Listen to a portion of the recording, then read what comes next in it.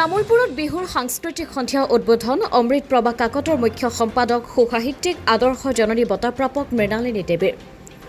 যোৱা নিশা তামুলপুৰৰ অময়াপুৰ তৰুণ সংঘৰ অষ্টাদশ বিদায় বসন্তৰ সাংস্কৃতিক সন্ধিয়া উদ্বোধন কৰে অমৃত প্ৰভা কাকতৰ মুখ্য সম্পাদক তথা অসম সাহিত্য সভাৰ প্ৰাক্তন উপসভানেত্ৰীও বিশিষ্ট সমাজকৰ্মী আদৰ্শ জননী বঁটাপ্ৰাপক মৃণালিনী দেৱীয়ে। বিশিষ্ট সাহিত্যিক কবি অনুবাদক সহস্ৰ গীতিমালিকাৰ ৰচক বিশিষ্ট অনুবাদক প্ৰয়াত কৈলাশনাথ শৰ্মাৰ বহাগৰ ৰূপচন্দ আৰু অতীত শীৰ্ষক কবিতা আবৃত্তিৰে বিহু কেনেকৈ পাতিব লাগে, কেনেকুৱা হ'ব লাগে, বিহুৰ তাৎপৰ্য, বিহুৰ ঐতিহ্য আৰু স্বকীয়তা, বিহু আৰু প্ৰকৃতিৰ সম্পৰ্ক তথা সাম্প্ৰতিক সময়ৰ বিহুৰ অপভ্ৰংশ সম্পৰ্কে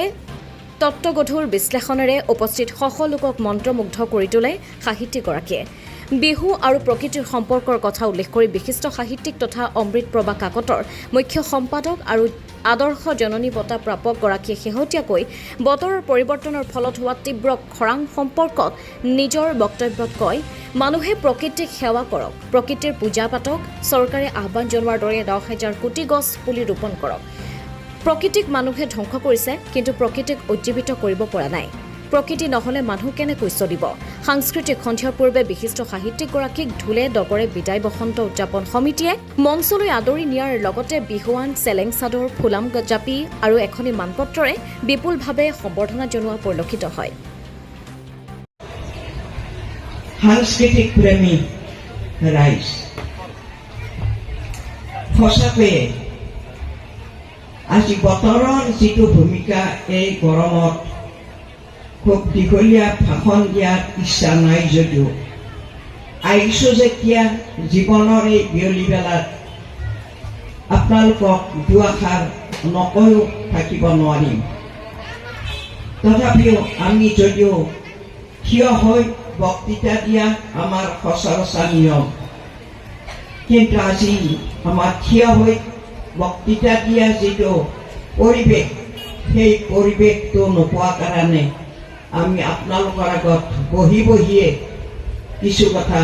উত্থাপন কৰিম, যাতে আপোনালোকে দায় দোষ নধৰে। মনত স্মৃতিৰ পথত ভাহি উঠিছে মোৰ স্বামী প্ৰয়াত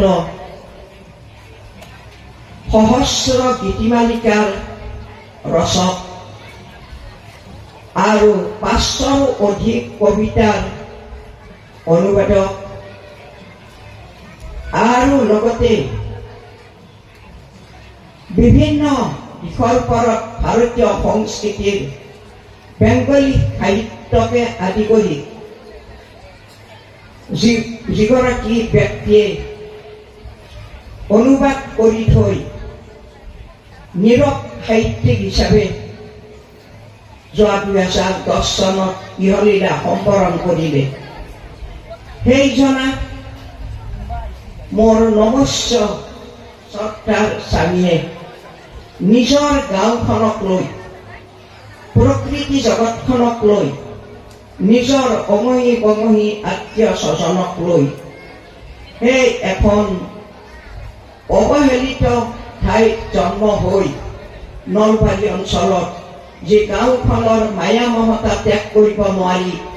সহস্ৰ গীতিমালিকাৰ সৃষ্টি কৰিছিল। আৰু তাৰ ভিতৰত তেখেতৰ সহস্ৰ গীতিমালিকাৰ এটি কবিতা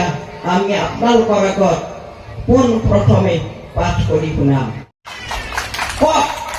আপোনালোকে কওক, এইটো কবিতা গোৱাৰ পিছত মই বিহুৰ বিষয়ে কেনেকে কম? ইয়াক লিখি থৈ গৈছে কবিয়ে। সাংস্কৃতিক সন্ধিয়া এই বিৰাট গৰমত, প্ৰকাণ্ড গৰম, প্ৰচণ্ড গৰম, এই গৰমৰ মাজত ৰাতি 2-3 বজালৈ সাংস্কৃতিক সন্ধিয়া চাবলৈ আজি ডেকা গাভৰু মহিলা পুৰুষ সকলো আজি ইয়াত সমাবেত হৈছে। কিন্তু বিহুটি কি তাৰ কাৰণেই নেকি? এতিয়া আপোনালোকে প্ৰশ্ন কৰক, নিজৰ মনতে প্ৰশ্ন কৰক, বিহুটি কি বস্তু? এতিয়া খেতি পথাৰত পানী নাই, আপোনালোকে চিন্তা কৰিব লাগে বহাগ মাহ কেতিয়াই শেষ হ'ল বহাগ মাহত পানী নাই উৰণি দাৱনীসকল পথাৰত যাব পৰা নাই আপোনালোকে চিন্তা কৰক পানী কেনেকৈ আহে প্ৰকৃতিক সেৱা কৰক প্ৰকৃতিৰ পূজা পাতক চৰকাৰে কোৱাৰ দৰে 10,000 কোটি গছ ৰোৱক প্ৰকৃতি আপোনালোকে ধ্বংস কৰিছে কিন্তু প্ৰকৃতিক উজ্জীৱিত কৰিব পৰা নাই প্ৰকৃতি নহলে আমাৰ এই অৱস্থা কেনেকৈ চলিব চিন্তা কৰক এতিয়া চাওক আজি কি লৈ আনন্দ কৰিছো আমি আজি পৃথিৱীত কি লৈ বহাগ বিহু আনন্দ কৰিছো কাক লৈ আনন্দ কৰিছো আমি ইয়াতে বিহু ডেন্স দিব সাংস্কৃতিক সন্ধিয়া আমাৰ মহিলাসকলে আমাৰ সৰু সৰু ছোৱালীসকলে কিন্তু বহাগ আহে হুঁচৰি হৈ বহাগ আহে হুঁচৰি হৈ জেং বিহু হৈ নাহে বহাগ জেং বিহু হৈ নাহে মহিলাই জেং বিহু একেলগে পুৰুষৰ লগত মাৰিবলৈ নাহে বহাগ আহে খ্ৰীষ্টী ধৰ্মী বৰহাতৰ তললৈ জুৰীয়াহঁতৰ তললৈ য'ত নেকি কৃষিজীৱী মহিলাসকলে গছৰ আঁৰত আহঁতৰ তলত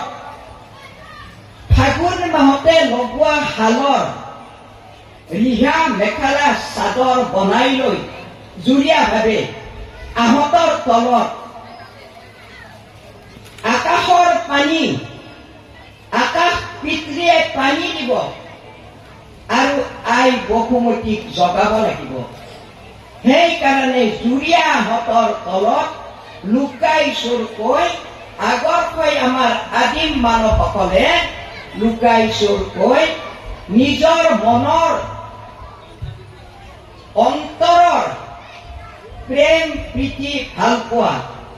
সকলো কথা মহলা মাৰিবলৈ বিহু গীতৰ আকাৰে মহিলাসকলে গছৰ তলত বিহু মাৰিছে নামকৰণেৰে এই কবিতাটো তেখেতে ৰচনা কৰিছিল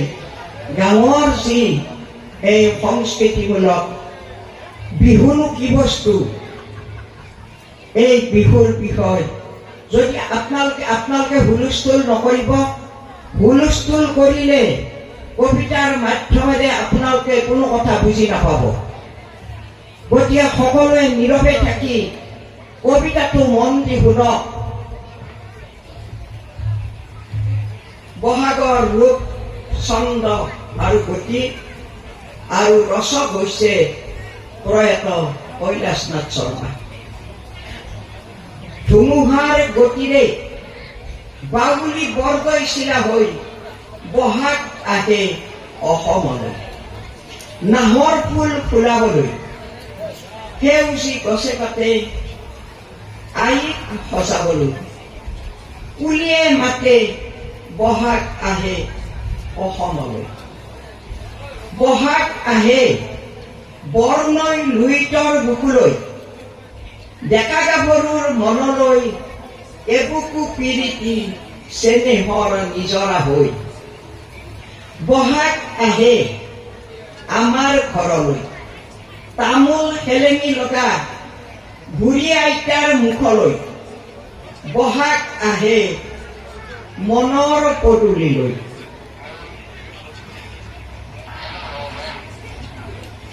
গাভৰু জীয়াৰীৰ দেহলৈ অসমীৰ চোতাললৈ ন বোৱাৰীৰ ওৰণি তললৈ খলাচ এটি মিঠা হাঁহি হৈ ন বোৱাৰীৰ ওৰণিৰ তললৈ খলাচ এটি মিঠা হাঁহি হৈ বহাগ আহে অসমলৈ বহাগ আহে অসমলৈ নাচনি পখিলি হৈ এটা মিঠা বিহুগীত হৈ ঢোলৰ চেমৈ চেমৈ টকা পেপা গগনাৰ সুৰ হৈ জুৰীয়া আহঁতৰ তললৈ চাব দেই বহাগ আহে কলৈ জুৰীয়া আহঁতৰ তললৈ মঞ্চলৈ নহয় জুৰীয়া আহঁতৰ তললৈ। বহাগ আহে বাউলী বিৰিণাৰ পাতে পাতে, এই যে বিৰিণা গছ, বিৰিণাৰ পাতে পাতে জেতুকাৰ বোল হৈ, বিৰিণাৰ পাতে পাতে হাতৰ জেতুকাৰ বোল হৈ, গাভৰুৰ হাতে হাতে চেনাইৰ কুহুৰি হৈ, বহাগ উৰি আহে ধুনীয়া কপৌ ফুল হৈ। কেতেকী ফুলিলে ন পানী বাঢ়িলে, বহাগ আহে চৈতৰ চাপৰিলৈ। বহাগ চ'ত মাহতে আহিছে, অৰ্থাৎ বিহুটো আমাৰ চ'ত মাহতে আহিছে, কিন্তু এতিয়া কিন্তু জেঠ মাহ পৰিছে। গৰকাৰ চাব দেই, শুনিব, গৰকাৰ চাবে চাবে উতলোৱা মাকুৰ অহা যোৱা গতিৰ চন্দেৰে, মাকু মাৰা হাল বোৱা শিপিনীৰ মনলৈ বহাগ আহে ফুলাম গামোচা হৈ, ফুলাম সপোন হৈ। চাব দেই, শিপিনীৰ মনলৈ বহাগ আহে সপোনৰ সপোন হৈ। হেঁপাহৰ দিক দিক চেনেহৰ বাণীৰে বোৱা ৰঙা চুৰ পৰা পাৰা ফুলাম পিৰিতি হৈ। বহাগ আহে চেনাইৰ পদূলিলৈ। বহাগ আহে, ইয়াত চেনাই অৰ্থটোৰ অৰ্থ হৈছে যিবিলাকে বিহুক ভাল পায়, প্ৰেম ভাল পোৱা, মানৱীয় ভাল পোৱাৰ মাজলৈ। তামোলপুৰৰ পৰা আনন্দ ৰামচিয়াৰীৰ ৰিপৰ্ট, অমৃত নিউজ 24/7। অমৃত প্ৰবাহ অসমীয়া সাপ্তাহিক কাকতৰ ডিজিটেল সংস্কৰণ অমৃত নিউজ, সত্যৰ সন্ধানত অমৃত নিউজ।